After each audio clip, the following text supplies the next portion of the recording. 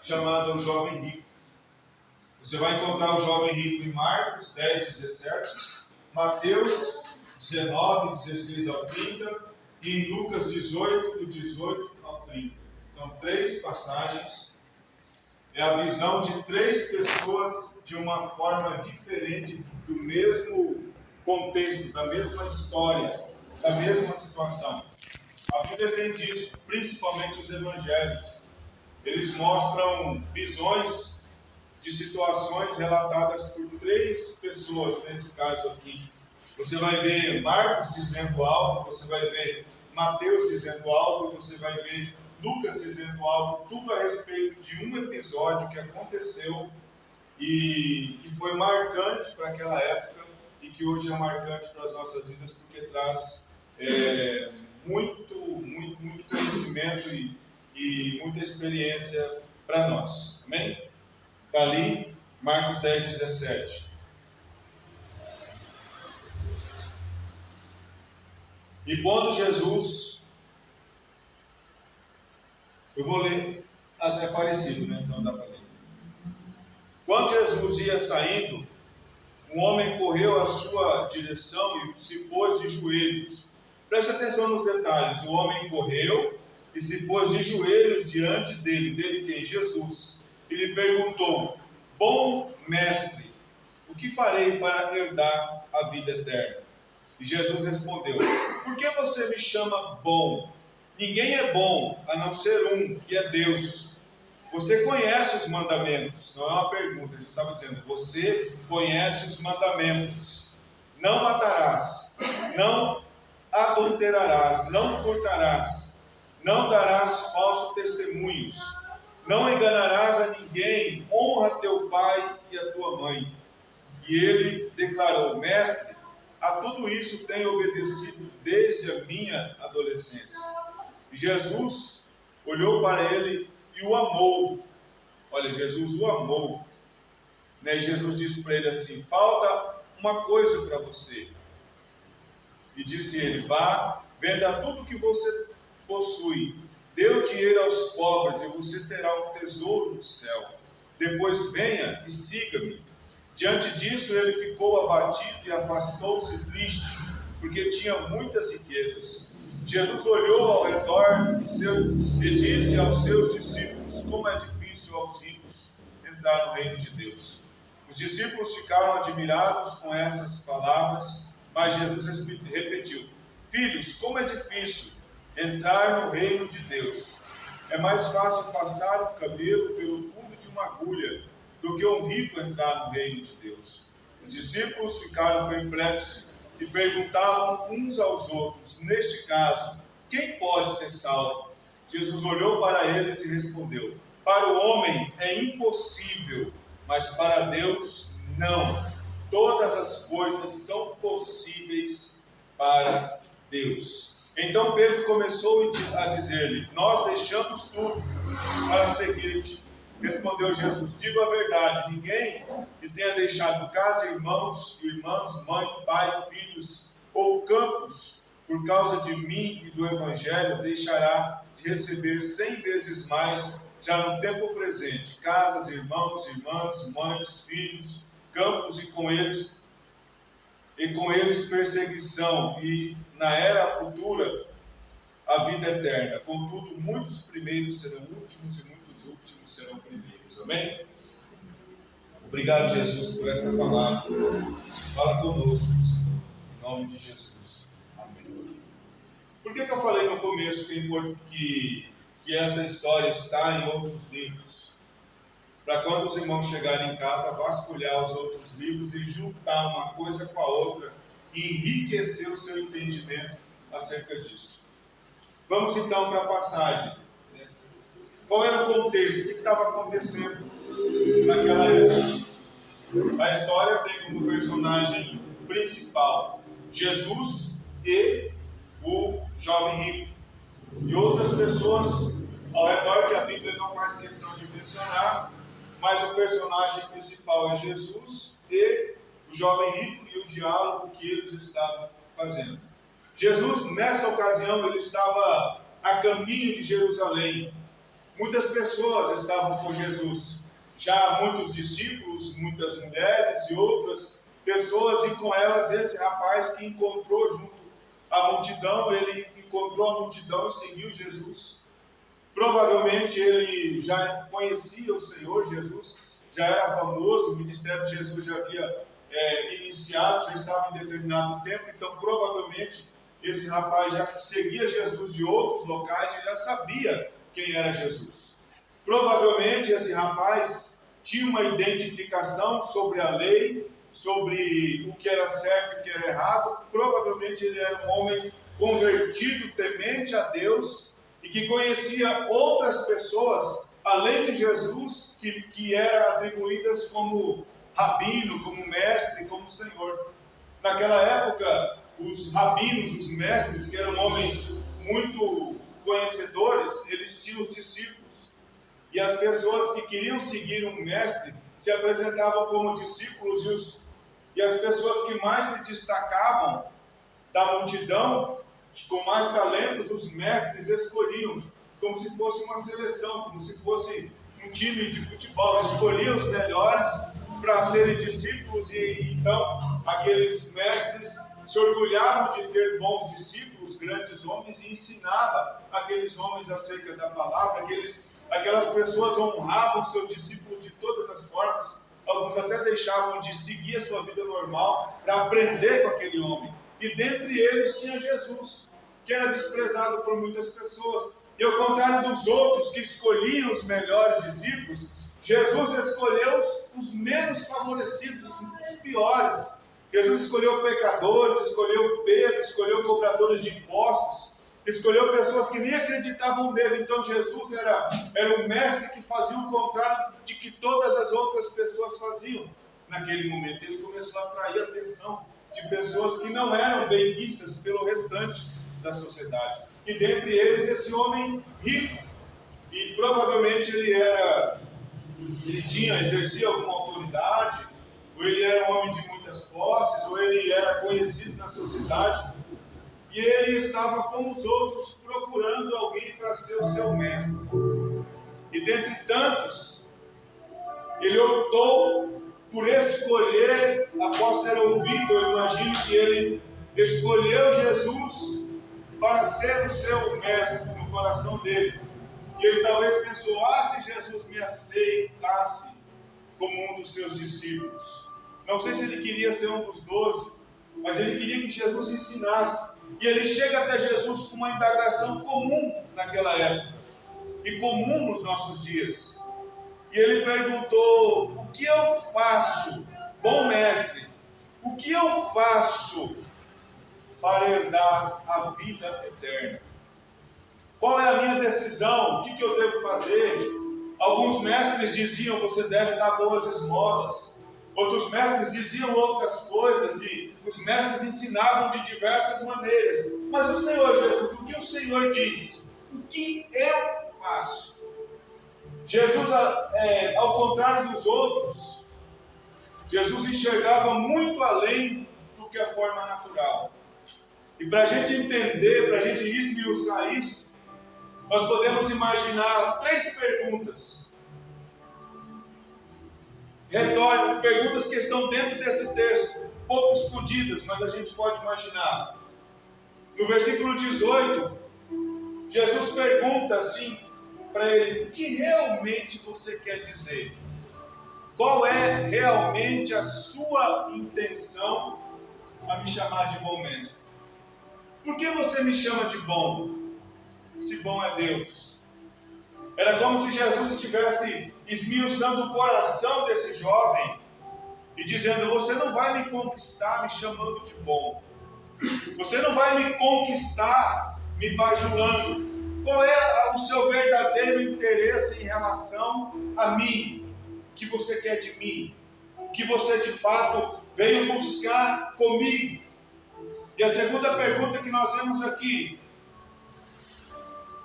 você está vivendo de acordo com as leis de Deus? Para você me chamar de bom, talvez Jesus poderia ter dito, para você saber quem eu sou, e você quer saber de mim algo que muda a tua vida, aquilo que você sabe, você já está seguindo, aquilo que já é aberto a você, que você já tem conhecimento a respeito de Deus, você está seguindo, você está fazendo, você está cumprindo com aquilo que você já aprendeu? A segunda pergunta. E a terceira pergunta: você está disposto a dar mais um passo e abandonar as coisas que te impedem de ser uma pessoa melhor? Analisa comigo. Se você chega, provavelmente nós que estamos aqui, estamos buscando Jesus, e com a nossa retórica estamos dizendo a Ele: bom mestre, o que eu faço para herdar a vida eterna? Não se trata do que você faz, se trata do que Jesus fez. Eu nunca posso atribuir a minha salvação, a minha vida eterna às coisas que eu faço. Eu faço isso, eu faço aquilo. Você sabe por que tem muitas pessoas que se afastam dos caminhos e abandonam a fé? Porque elas entendem errado algumas coisas e elas pensam que é pelo quanto elas fazem que Jesus vai fazer por elas. Irmão, Jesus já fez por você. Tudo que Jesus podia fazer por você, Ele já fez. Basta você agora crer, abraçar isso, tomar posse disso e dizer: eu vou viver segundo a vontade de Deus, que é a segunda pergunta. Alguns de nós temos bastante conhecimento da palavra, outros têm poucos, outros estão começando a conhecer agora. Mas em relação àquilo que você conhece, o que você e eu estamos fazendo para viver de acordo com a vontade de Deus? O que você está fazendo? Uma pergunta retórica. Para a tua mente trabalhar. E você vai analisar que tipo de conhecimento você já tem a respeito de Deus. De que maneira Deus já se manifestou para você. Deus se manifesta pela palavra, mas se eu não leio, como que Deus vai se manifestar? Eu preciso ler. Mas Deus pode se manifestar através de uma cura, através de um milagre, através de um livramento. Esses dias um rapaz, foi quinta, o rapaz veio, um motociclista estava parado no trânsito, parado, no sinal vermelho. Ele veio correndo, irmãos, com um ânimo tão grande para passar, não tinha espaço para ele passar entre um carro e outro, ele bateu a moto no retrovisor, o retrovisor foi para frente e caiu a capa, fez um barulhão estranho. Já pensei: meu Deus, e agora? Estou tendo que pagar o carro e tantas coisas, agora vou ter que pagar o retrovisor, que prejuízo. O rapaz estava tremendo assim. Aí ele pegou com muito, falei: moço, pega para mim a capinha aqui. Ele não entendeu, ele estava com medo de eu agredir ele, porque eu estava com passageiros, né? Mas ele meio tremendo, pegou o negócio, entregou na minha mão. Respirei fundo e falei: irmão, vai em paz, Deus te abençoe, segue. E ele, sumiu com a moto. Eu parei depois, arrumei o retrovisor, deu certo, graças a Deus.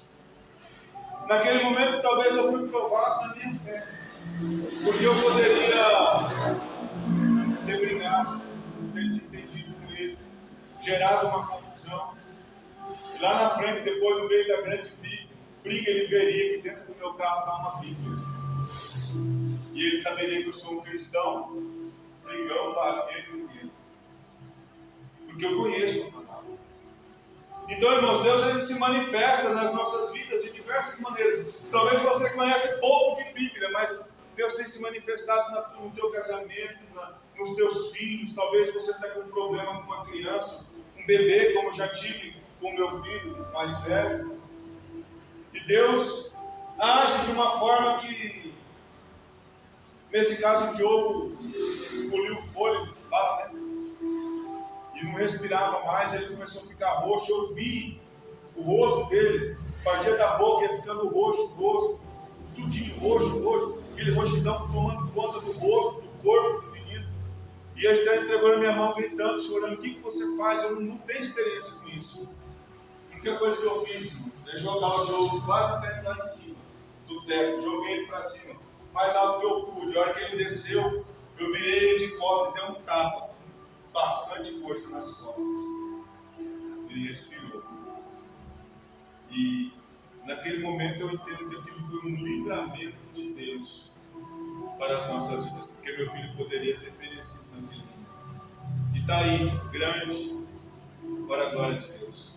Deus se manifesta de diversas formas. Muitas pessoas provam de grandes coisas, grandes bênçãos, grandes milagres da parte de Deus. E a segunda pergunta é: o que você está fazendo? Você está vivendo de acordo com aquilo que Deus já se manifestou na tua vida? De que maneira você tem observado as coisas de Deus sobre a tua vida? Você tem agido de acordo com isso ou não? Esse homem chegou diante de Deus com toda a sua pompa de jovem rico e famoso e prestigiado naquele local, mas com 3 perguntas, está lá no versículo 18, 19 e 21. Com 3 questionamentos, Deus desnudou todo esse homem. Jesus filtrou a intenção do coração dele. E Jesus apurou algo na vida dele que era um entendimento que ele tinha errado. Ele já conhecia. Ele já andava com o Senhor. Ele já era um servo de Deus. Ele já sabia de muitas coisas, mas uma coisa ele tinha dúvida ainda. O que eu faço para herdar a vida eterna? Como se herdar a vida eterna fosse algo que partisse de mim, um esforço meu, um desejo meu. Sim, é um desejo meu. Mas o esforço que quem fez foi Jesus. Eu preciso aceitar isso. Preciso aceitar que alguém morreu por mim. Eu preciso aceitar que Jesus entregou a vida dele pela minha. Eu preciso aceitar que o sacrifício já foi feito. Agora eu vou viver de acordo com aquilo que eu aprendi da palavra de Deus. E aí eu vou ter sucesso na minha vida espiritual. Depois que esse rapaz recebeu essas 2 indagações, a terceira é: você está disposto a abandonar tudo que te aprisiona e te impede de ser uma pessoa melhor ou de crescer espiritualmente? Qual era o problema desse jovem em especial? O problema dele está lá no versículo 21. Olhou Jesus para ele e o amou. Jesus amou ele antes dele tomar a decisão. Isso é muito lindo, irmãos, porque isso mostra para nós que Jesus nos ama enquanto nós estamos no pecado. Jesus nos ama enquanto nós estamos fazendo as coisas erradas. Jesus nos ama enquanto nós estamos adulterando, estamos traindo, estamos roubando, estamos mentindo.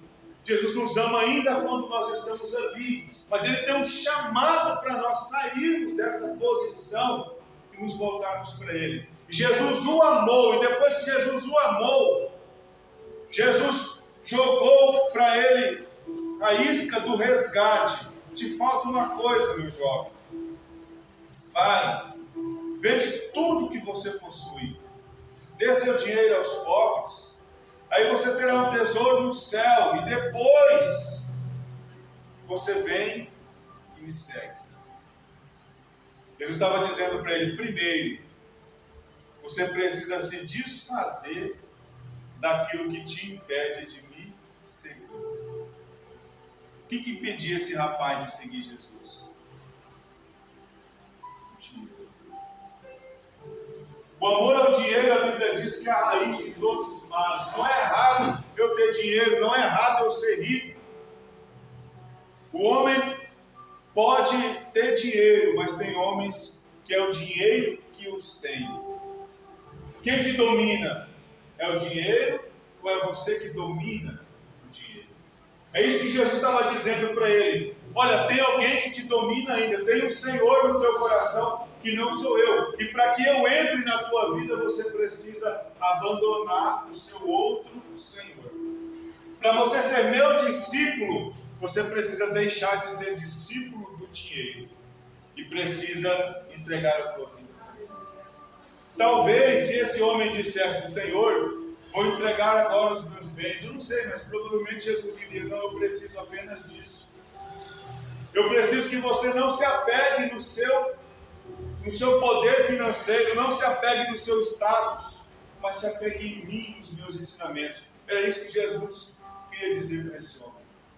E para nós, presumo eu, posso estar enganado, mas que hoje aqui não tem ninguém na condição desse jovem.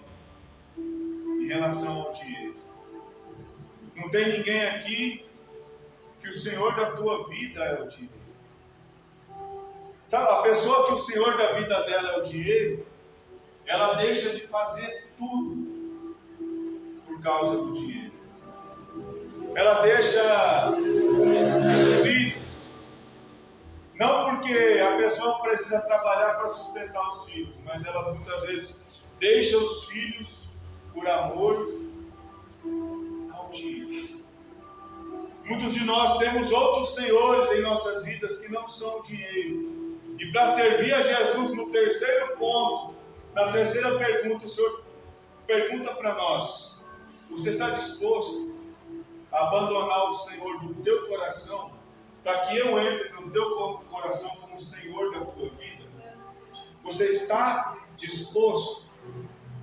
Esse jovem, a Bíblia diz que ele ficou abalado, versículo 22, e abatido, e ele se afastou triste, porque ele tinha muitas riquezas.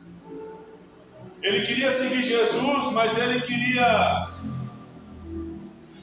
poderia continuar rico, não tinha problema nenhum, mas ele não poderia mais ser dominado pelo dinheiro.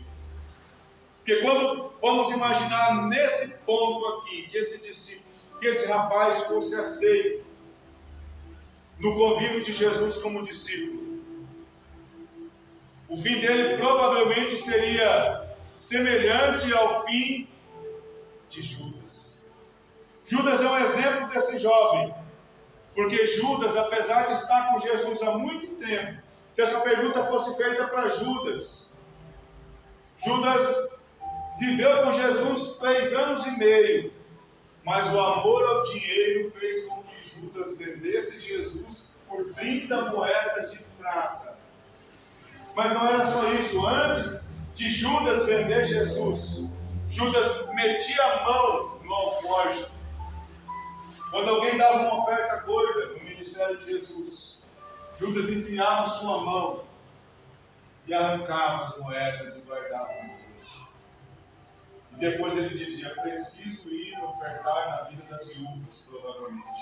E ele saía dali e ele pensava assim: bom, Jesus está pensando que eu abençoei as viúvas. Eu abençoei 3 viúvas e o resto eu pus no meu bolso. O amor ao dinheiro nos tira da presença de Deus. O amor às outras coisas nos tira da presença de Deus. O amor, muitas das vezes, exacerbado até mesmo ao cônjuge, nos impede de seguir o Senhor fielmente. O amor às nossas propriedades nos impede de servir o Senhor. O amor ao nosso status nos impede de servir o Senhor. Tudo aquilo que entra em nosso coração e rouba o lugar de Deus não é adequado para nós que entregamos a nossa vida a Ele. E aí esse rapaz saiu abatido, triste, e ele foi reprovado no terceiro item que Jesus perguntou. E provavelmente eu imagino que quando esse rapaz saiu, o diálogo dele, pensa comigo, imagina comigo, a conversa desse rapaz junto com Jesus chamou a atenção de toda aquela multidão. Todo mundo olhando e pensando: o que Jesus vai dizer para ele? O que ele vai dizer para Jesus?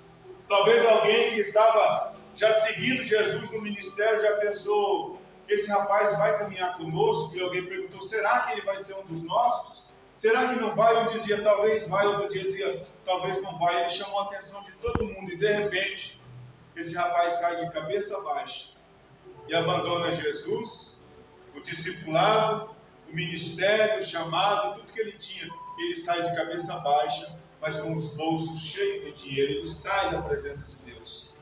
E Jesus olhou ao redor e os seus discípulos, provavelmente atônitos, olhando para aquilo: o que vai acontecer agora? E Jesus, conhecendo o coração daqueles homens, Jesus explica o que aconteceu ali. Ele diz: como é difícil, versículo 23, os ricos entrarem no reino dos céus. E os discípulos ficaram admirados com essas palavras. Não entenderam, provavelmente Jesus repetiu: filhos, Como é difícil entrar no reino de Deus. É mais fácil passar um camelo pelo fundo de uma agulha do que um rico entrar no reino dos céus. Alguém sabe o tamanho de um camelo? Alguém sabe o tamanho do buraco da maior agulha, aquela que costura saco, que é grandona? Tem como um camelo passar por ali? Fisicamente é impossível. E aqui Jesus explica isso. Fisicamente é impossível, mas tudo é possível para Deus. É impossível um camelo passar no meio de uma agulha, mas é possível um rico entrar no reino de Deus se o amor dele não estiver no dinheiro. Se o amor dele não estiver totalmente no dinheiro, é possível ele entrar no reino de Deus. E Jesus vai pedir para ele se desfazer das suas propriedades? Não. Jesus vai amá-lo como já o amou antes. E não vai ser impedimento nenhum ele entrar com os recursos. Um exemplo disso, lá no livro de Gênesis, capítulo 22, depois de Abraão ter sofrido, esperado por muitos anos um filho, Deus abre a madre de Sara, nasce Isaac.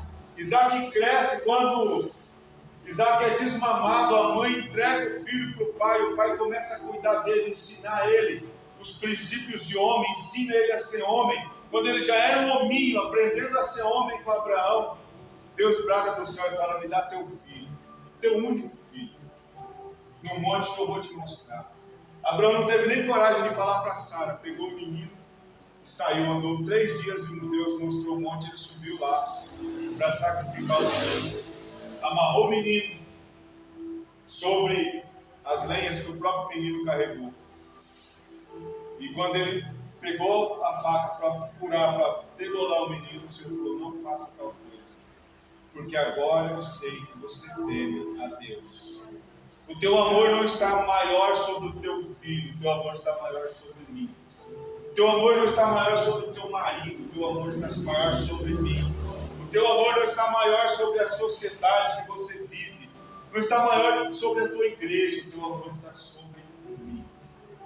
É isso que o Senhor falou para Abraão: eu sei que você me teme, e se eu realmente exigisse, você me entregaria o teu filho. Desceu dali justificado, com o filho nos braços, e com a promessa de vida próspera e abençoada, de sementes e gerações que somos nós agora, que estamos desfrutando, porque Abraão um dia não foi escravo da sua família.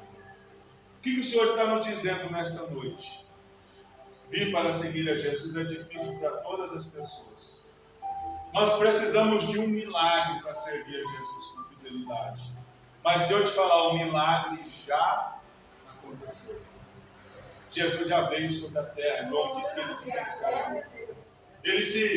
Ele se materializou como um homem, entrou no ventre de uma mulher, esperou 9 meses para nascer.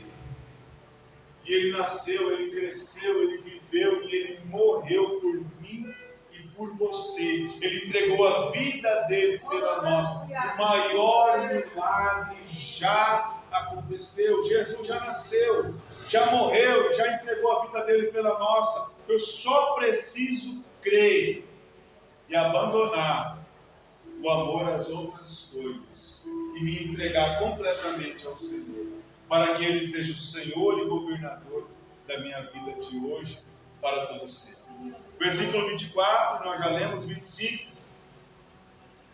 Os discípulos ficaram perplexos e perguntavam uns aos outros: neste caso, quem pode ser salvo? Jesus olhou para eles e respondeu: para o homem é impossível, mas para Deus todas as coisas são possíveis. O que o Senhor estava dizendo aqui? Para o homem é impossível se salvar. Ninguém se salva, irmãos. Você é salvo porque alguém te salvou. É semelhante a alguém que está se afogando, perdendo as forças. A pessoa se salva do nada? Não. Se não entrar alguém e não ir lá e não tirar aquela pessoa, ela vai morrer. Assim somos nós, nos nossos pecados, nas nossas iniquidades, nos nossos erros. Nós não somos capazes de nos salvar, mas se Jesus entrar na nossa vida, Ele nos salvará. Ele nos liberta dos pecados e de tudo aquilo que nós cometemos. Ele é fiel para nos libertar. Então Pedro começou a dizer, aí já muda o assunto. Mas Pedro começa a questionar, e nós? Tipo assim, tudo bem que o Senhor falou isso para eles, mas e nós que deixamos tudo para te seguir? Pedro já estava preocupado com ele, com o investimento dele. E Jesus disse, ninguém que tenha deixado casa, irmãos, irmãs, mãe, pai, filhos, campos, por causa de mim e do Evangelho, deixará de receber 100 vezes mais, já no tempo presente. Ninguém, irmãos, daqui e de todos os lugares, que decidir entregar a tua vida para Jesus, você nunca vai sair perdendo. Pelo contrário, você ganha uma família, você ganha outros irmãos, outras casas, pelo menos deveria ter que ser assim. Você ganha outras pessoas por você, que vai orar por você, que vai interceder por você, que vai clamar a Deus pela tua vida, que vai te ajudar quando você precisa, que vai procurar te dar uma palavra amiga. Você vai fazer parte de uma família, e essa família é a família que vai para o céu. Que Deus possa nos ajudar e que nós possamos, em nome de Jesus, seguir o exemplo do jovem, pegar o exemplo do jovem rico, aplicar na nossa vida e ver aonde nós precisamos melhorar para que sejamos alcançados pelas mãos do Senhor em nossa vida. Amém? Vamos ficar de pé, vamos orar.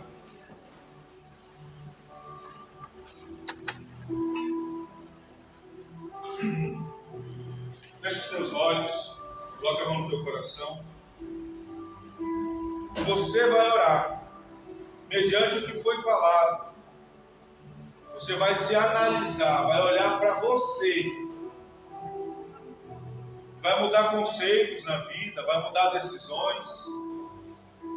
Vai deixar algumas coisas de lado, vai apurar todo o entendimento e conhecimento que você tem a respeito de Deus.